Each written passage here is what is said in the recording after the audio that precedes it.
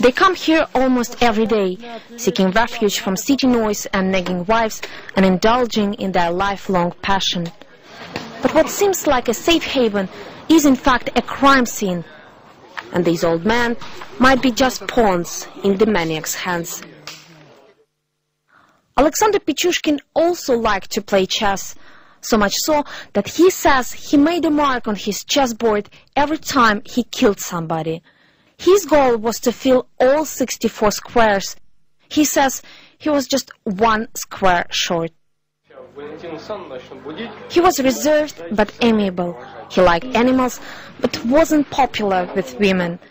Nobody would suspect anything wrong in him, but now, after his confessions, his jokes in this home video sound sinister. Open the window.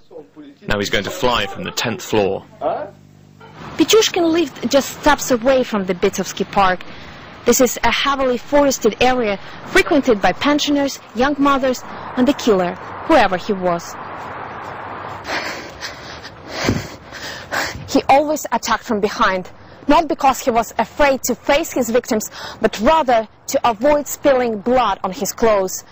For the same reason, he never used a knife, preferring to strike his victims with a hammer on the back of their heads. His signature was to put a stick or the neck of a broken bottle into the wound.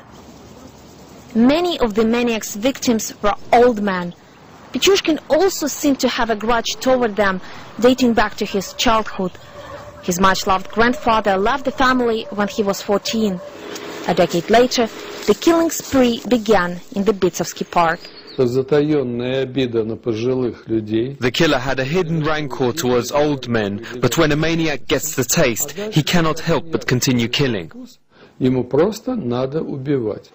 the victims were not only men, but also women, young and old. Pichushkin claims he remembers all of them. When investigators took him back to the park, he showed some hideouts. In this pond, investigators found a hammer and metal bars. Nearby, the body of a 68-year-old man. A few cramps for squirrels and birds. Many visitors of the Bitsovsky Park do that. These food boxes are normally placed along major trails, but a few years ago, somebody started moving them deep into the forest, away from people's eyes. The body of one of the victims was found right next to a displaced food box. Pichushkin was arrested by chance. A young woman he used to work with left a note with his name before joining him for a walk in the park. Her mobile phone didn't work, so she left Pichushkin's number, just in case. Later that day, she was found dead. After confessing to her killing, Pichushkin gave out details of 62 other murders, but now he goes on trial for just 52 counts. Pichushkin is charged only with those murders that we've been able to prove. He claims that he killed more people, but so far we couldn't find any evidence to support that. There are no bodies, no murder weapons, and no testimony.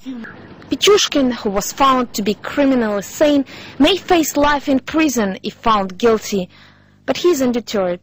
In fact, he seems to enjoy the pre-trial publicity. I will be back in the Bitsovsky Park. I can still feel the hammer in my hands.